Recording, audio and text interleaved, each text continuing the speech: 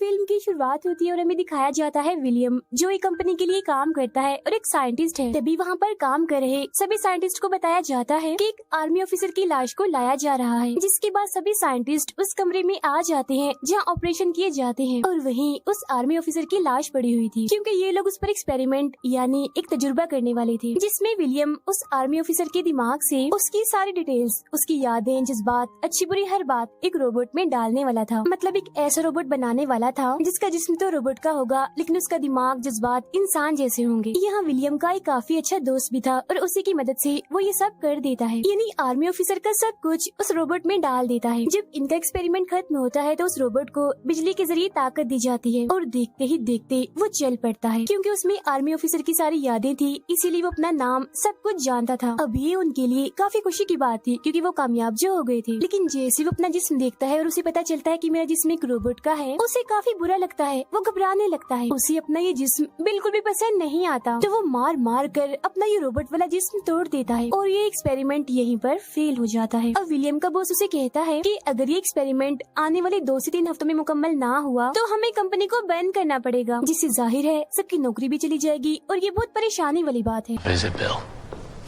फिर अब विलियम घर आ जाता है, जहाँ हम उसकी फैमिली को देखते हैं, जिसमें उसकी वाइफ और 3 बच्चे थे। अब ये लोग छुट्टियां गुजारने के लिए घूमने के लिए निकल जाते हैं। ये लोग शहर से बाहर जाने वाले थे और जब ये लोग सफर पर थे तो इन्हें रात हो जाती है और तभी यहाँ जोरों की बारिश आने लगती है। अब रास्ता भी काफी खराब था और गाड़ी के सामने वाले कांच से भी नजर नहीं आ रहा था, इसीलिए इनके सामने एक ट्रक आ जाता है, जिससे ये बाल बाल बचते हैं। वो बचकर निकल ही रही थी कि तभी अचानक एक पेड़ पर बिजली गिर जाती है, जिससे वो पेड़ इनकी गाड़ी पर आके गिरता है। उसकी टहनी कांच को तोड़ते हुए सीधा आकर विलियम की वाइफ को लगती है, जिससे उसकी मौके पर ही मौत हो जाती है। अब इस वजह से गाड़ी कंट्रोल से बाहर हो जाती है और सीधा आकर एक तालाब में गिरती है, जिसमें विलियम के 3 बच्चे भी मारे जाते हैं। और विलियम की पूरी फैमिली उसकी आंखों के सामने ही मारी गई, जिनकी लाशों को सामने रखकर वो बहुत रोता है और सदमे में चला जाता है।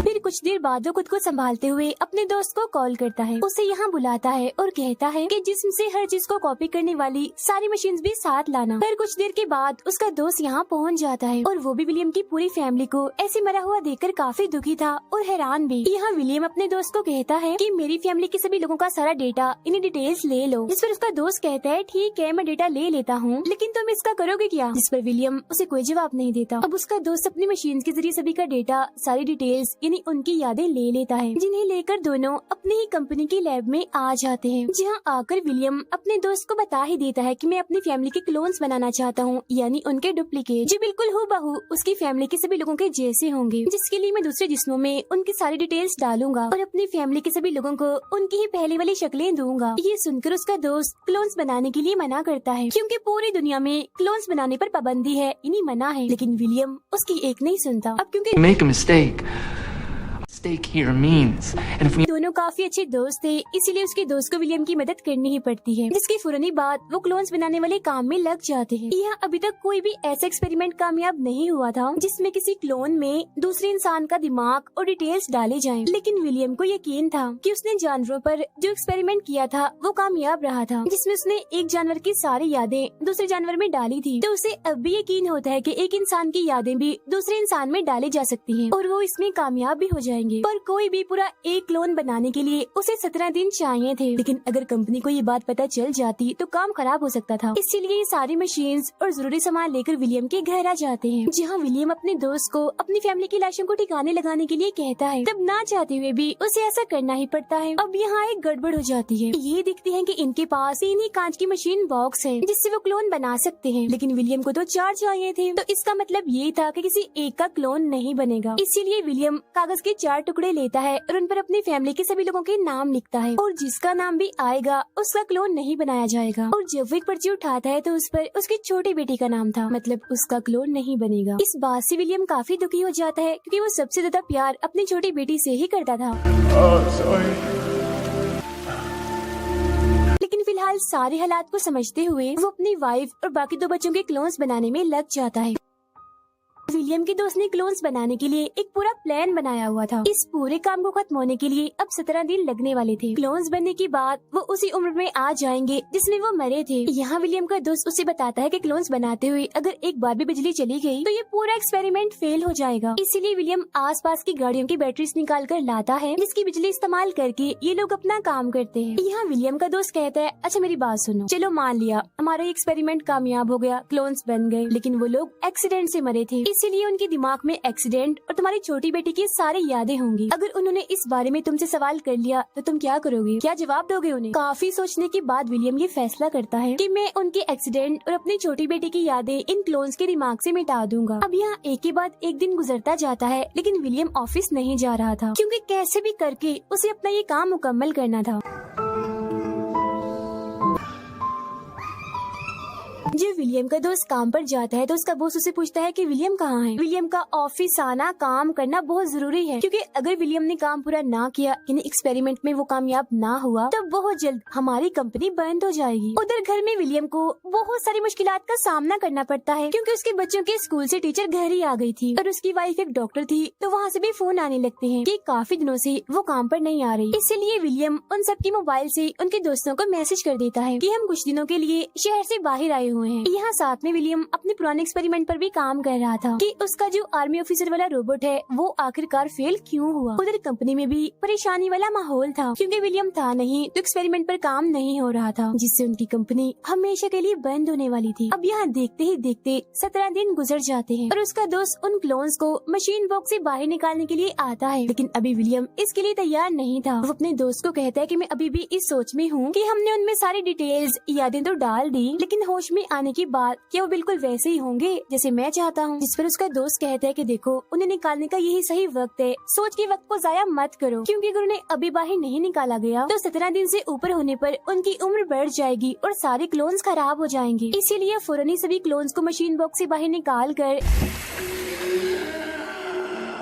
इंजेक्शन लगाकर 3 दिन के लिए बेहोश कर दिया जाता है। जब विलियम की वाइफ बेहोश पड़ी थी तो वो उसके हाथ पर हाथ रखता है और देखता है कि उसका दिमाग काम करना शुरू हो गया है और जैसे वो हाथ हटाता है दिमाग काम करना बंद हो जाता है। तो तब जाकर यहाँ विलियम को एक बात समझ आती है कि इंसान का जो दिमाग है उसके सारे हिस्से हैं वो हमारे पूरे जिस्म से जुड़े हुए हैं, इसीलिए तो ये बात बहुत जरूरी है कि दिमाग और बाकी जिस्म का आपस में तालमेल होना चाहिए, यानी पूरा जिस्म जैसे दिमाग और बाकी हिस्से एक ही बात पर इत्तेफाक करे। और आर्मी ऑफिसर वाला एक्सपेरिमेंट इसीलिए फेल हुआ था क्योंकि जब उसे होश आई तो उसके दिमाग के मुताबिक उसका जिस्म इंसानों जैसा होना चाहिए था, लेकिन जब उसके दिमाग ने लोहे का जिस्म देखा तो वो घबरा गया, कंट्रोल से बाहर हो गया, इसीलिए उसने अपना जिस्म तोड़ लिया। लेकिन अगर दिमाग के साथ ये चाल चली जाए, उसे पहले से ही बता दिया जाए कि तुम्हारा जिस्म लोहे का है, तो वो घबराएगा नहीं बल्कि अपने जिस्म को अपना लेगा। इसीलिए तो जब उसने अपनी वाइफ के हाथ पर हाथ रखा था तो उसके जिस्म और दिमाग ने इत्तेफाक किया था और दिमाग काम करना शुरू हो गया। 3 दिन बेहोशी के बाद उनके दिमाग का नक्शा बनाकर देखता है और उनकी यादों से एक्सीडेंट और छोटी बच्ची की बात मिटा देता है और अब होश में आने पर वो बिल्कुल पहले जैसे ही दिख रहे थे और जो अपनी जिंदगी में थे वैसे विलियम के साथ पेश आते हैं। उन्हें विलियम की छोटी बेटी के बारे में भी कुछ भी याद नहीं था, ये देखकर वो भी काफी खुश होता है। अब ये विलियम ने एक ऐसी अजीब चीज कर दी थी जो कि होना नामुमकिन था। इसके बाद विलियम ऑफिस चला जाता है अपना आर्मी ऑफिसर वाला एक्सपेरिमेंट पूरा करने के लिए, लेकिन अब की बार वो आर्मी वाले रोबोट का दिमाग इस्तेमाल नहीं कर सकता था क्योंकि उसके दिमाग को पहले ही पता था कि मेरा जिस्म इंसानी है, तो अब उसे एक नया दिमाग चाहिए था। इसीलिए वो यहाँ पर अपने ही दिमाग का नक्शा बनाकर चेक करने लगता है।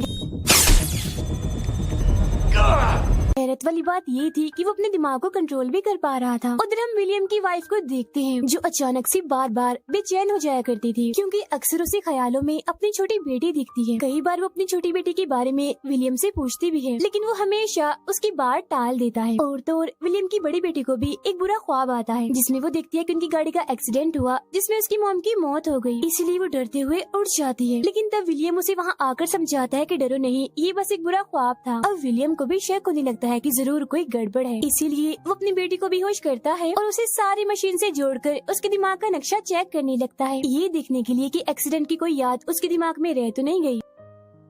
अभी वो ये सब कर ही रहा था कि तभी यहाँ उसकी वाइफ आ जाती है जो ये सब कुछ देखकर काफी हैरान होती है और विलियम से पूछती है ये तुम क्या कर रहे हो, आखिर चल क्या रहा है इधर। तब ना चाहते हुए भी विलियम को उसे सब बताना ही पड़ता है कि कुछ वक्त पहले हमारा एक्सीडेंट हुआ था जिसमें तुम तीनों की मौत हो गई थी, जिसके बाद मैंने तुम तीनों के क्लोन्स बनाए और सारी डिटेल्स यादें तुम्हारे दिमाग में डाल दी। ये सुनते ही उसकी वाइफ दुखी होकर रोने लगती है। उसे ये जानकर बहुत बड़ा सदमा लगता है कि वो कोई इंसान नहीं बस क्लोन है, लेकिन अपने बच्चों को देखकर वो इस कड़वे सच को बर्दाश्त करती है। अगले दिन उनके घर विलियम का बॉस आता है और उसे कहता है कि तुम्हारे एक्सीडेंट से लेकर तुमने अपनी फैमिली के जो क्लोन्स बनाए हैं मुझे सब कुछ पता है, और अगर किसी को भी ये बात पता चली कि तुम्हारी पूरी फैमिली क्लोन्स हैं, तो ये हमारी कंपनी के लिए काफी बड़ी खतरे वाली बात होगी। ये कहते हुए वो विलियम को धमकाता है और कहता है कि मुझे वो डिवाइस चाहिए जिसके जरिए तुमने ये क्लोन्स बनाए, वरना मैं तुम्हारी फैमिली को मार दूंगा। ये सुनकर विलियम उसे कहता है ओके ठीक है, तुम इंतजार करो, मैं डिवाइस लेकर फौरन आया। लेकिन वो अपने बॉस के साथ एक चाल चलता है, उस पर हमला करके वो उसे बेहोश कर देता है। उस डिवाइस को ओवन में रखकर जला देता है और अपनी फैमिली को लेकर वहाँ से भागने लगता है। लेकिन उसका बॉस अपने साथियों को भी साथ लाया था, इसीलिए वो विलियम और उसकी फैमिली को भागता हुआ देखकर उनका पीछा करने लगते हैं। और वो लोग काफी दूर आ गए थे, लेकिन वो लोग अभी भी उनके पीछे पड़े हुए थे। विलियम को समझ नहीं आ रही थी कि आखिर ऐसा क्यों हो रहा है, और फिर उसे याद आ ही जाता है कि जब उसकी वाइफ और बच्चों के क्लोन्स बनाए गए थे तब मशीन के जरिए उन तीनों के अंदर एक सिल्वर पीस को डाला गया था, और वो लोग उन्हीं सिल्वर पीस से अपने डिवाइसेस को जोड़कर उनका पीछा कर रहे थे, और वो सिल्वर पीस आसानी से निकाले भी नहीं जा सकते। अब क्योंकि उसकी वाइफ एक डॉक्टर थी, इसीलिए वो विलियम को उसके क्लिनिक चलने का कहती है, जहाँ आकर उसकी वाइफ बच्चों के जिस्म के अंदर मौजूद सिल्वर पीस करंट से जला देती है। फिर विलियम की मदद से अपना सिल्वर पीस भी जला देती है और ये लोग यहाँ से भाग जाते हैं। अब इन लोगों का एक प्लान था कि अगर ये किसी मुश्किल में पड़ गए तो विलियम के दोस्त की कश्ती के जरिए ये यहाँ से भाग जाएंगे, इसलिए लोग उस जगह पर आ जाते हैं जहाँ कश्ती थी। लेकिन फिर भी अचानक से यहाँ विलियम के बॉस के लोग आ जाते हैं और आखिरकार इनको पकड़ लेते हैं, सिवाय विलियम के, क्योंकि वो इन लोगों से काफी दूर था।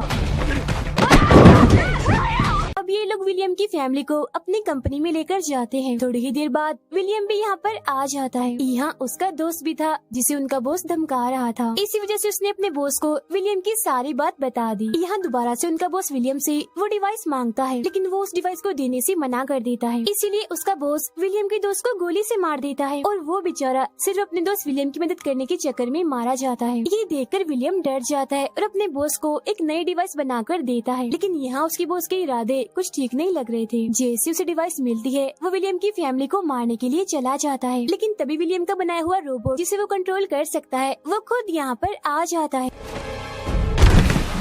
और आते ही वो एक आदमी पर हमला करके उसे मारता है। तब वो उसके सारे आदमी उसे रोकने के लिए उस पर गोलियां चलाने लगते हैं, लेकिन उस पर गोलियों का जरा भी असर नहीं होता। इस बीच मौका देकर विलियम अपनी फैमिली को छुड़ाता है और वहाँ से लेकर बाहर आ जाता है, जिसके बाद वो खुद ऑफिस के अंदर जाकर देखता है कि वो रोबोट उसके बॉस को बस मारने ही वाला है, लेकिन इधर आकर वो उस रोबोट को रोक लेता है। अब गुस्से में विलियम का बॉस उससे कहता है कि मैं मरने वाला हूँ, लेकिन मेरे बाद मेरे लोग तुम्हारा पीछा नहीं छोड़ेंगे। ये सुनकर विलियम कहता है कि हम यहाँ एक डील कर सकते हैं, मैं तुम्हें क्लोन की मदद से दोबारा जिंदा कर दूंगा, जिसके बदले में तुम मुझे और मेरी फैमिली को छोड़ दो। तब इस डील के लिए वो मान जाता है और कहता है अच्छा गुड बाय, फिर मिलते हैं। ये कहते ही वो मर जाता है। इसके बाद विलियम उसका क्लोन बनाने जाता है, लेकिन तभी उसका रोबोट उससे कहता है कि तुमने मेरे लिए इतना किया, मुझे नई जिंदगी दी, इसीलिए अब तुम आराम से जाओ अपनी फैमिली को लेकर, ये काम मैं संभालता हूँ, ये नहीं तुम्हारे बॉस का क्लोन मैं बना दूंगा।